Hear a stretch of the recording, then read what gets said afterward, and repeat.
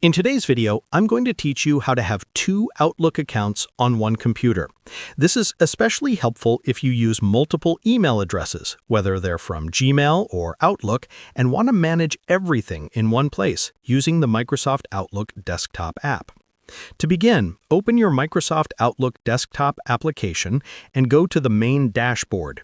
You might already see one or more accounts linked to your Outlook, just like I currently have 3 connected. But don't worry, adding more accounts is very simple. On the dashboard, look toward the bottom left corner of the screen. There, you'll find a small option labeled Add Account. Knowing where it is makes things much easier in the future.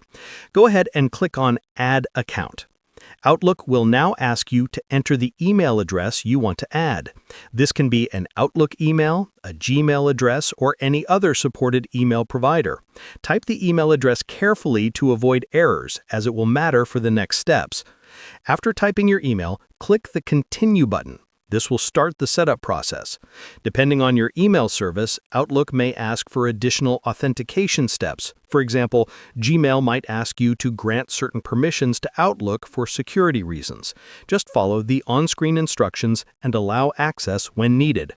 Once you complete these steps, your new email account will be successfully added to Outlook.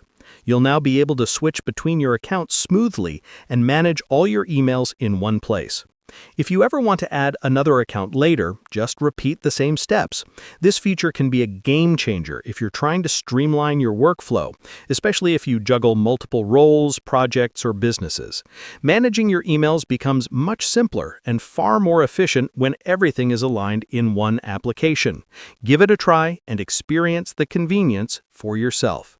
Thanks for watching, and stay tuned for more helpful tips on mastering your digital workspace.